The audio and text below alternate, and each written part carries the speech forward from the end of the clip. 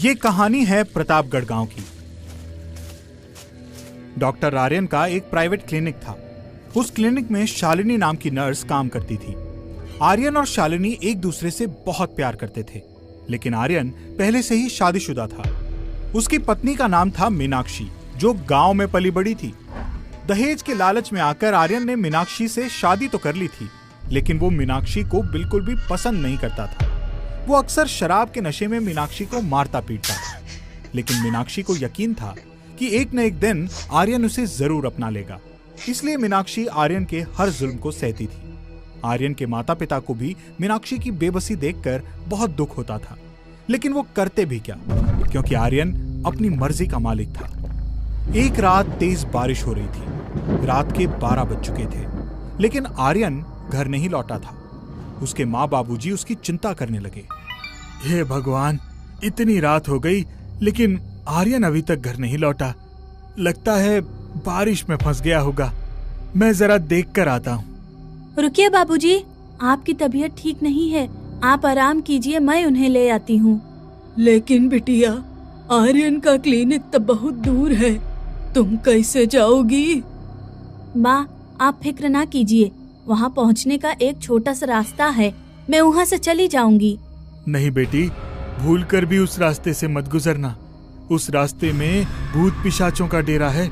जो भी वहाँ से जाता है जिंदा वापस नहीं लौटता।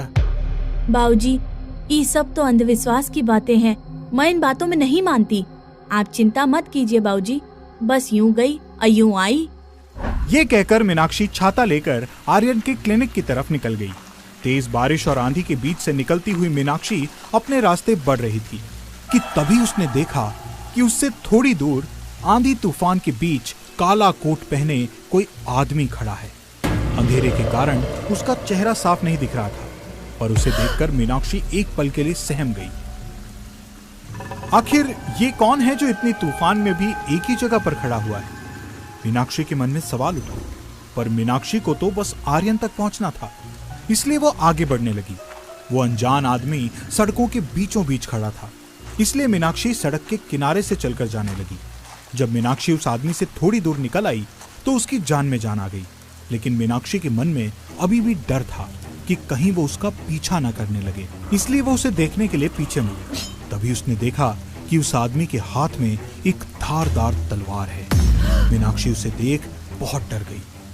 तभी वो आदमी तेजी से मीनाक्षी की तरफ बढ़ा। मीनाक्षी को उसका भयानक शैतानी चेहरा दिखाई दिया, जिसे देखकर उसकी रूह कांप उठी। फिर उस शैतान ने अपनी तलवार से मीनाक्षी पर वार करके उसे मौत के घाट उतार दिया और अंधेरे में कहीं गायब हो गया।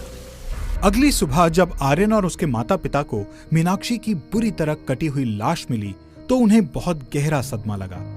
आर्यन की माँ, मैंने बहू को रोकने की बहुत कोशिश की थी कि इस रास्ते से ना जाए, लेकिन वो नहीं मानी। जरूर किसी भूत प्रेत ने ही इसे मारा होगा। ये कहकर रमाकांत रोने लगा। इस हादसे को कुछ साल बीत गए। आर्यन ने अपनी क्लिनिक की नर्स शालिनी से शादी कर ली। उसके माता पिता ने भी शालिनी को खुशी खुशी स्वीकार कर लिया। फिर पूर्णिमा की एक रात, जब पूनम का चांद अपने पूरे शबाब पर था, ठंडी हवाएं चल रही थी, आर्यन की बाइक उसके घर के पास आकर रुकी। आर्यन बाइक से उतरकर अंदर जाने ही वाला था कि तभी दरवाजे पर उसके पिता रमाकांत ने उसे रोक लिया। रमाकांत बहुत घबराया हुआ था। उसका चेहरा पसीने से तरबतर था, माथे पर डर की शिकन थी। आर्यन ने अपने पिता को पहले कभी भी इतना डरा हुआ नहीं देखा था। रमाकांत की घबराहट देख आर्यन ने पूछा, क्या हुआ बाबूजी, आप इतने घबराए हुए क्यों हैं? सब ठीक तो है ना? रमाकांत ने अंदर की ओर इशारा करते हुए कहा, आर्यन, वो बहू, उसे न जाने क्या हो गया है, तू चलकर देख। ये सुनकर आर्यन सहम गया। उसके दिल की धड़कन तेज हो गई। लिनी बेड पर लेटी हुई थी। उसके हाथ और पैर रस्सियों से बंधे हुए थे।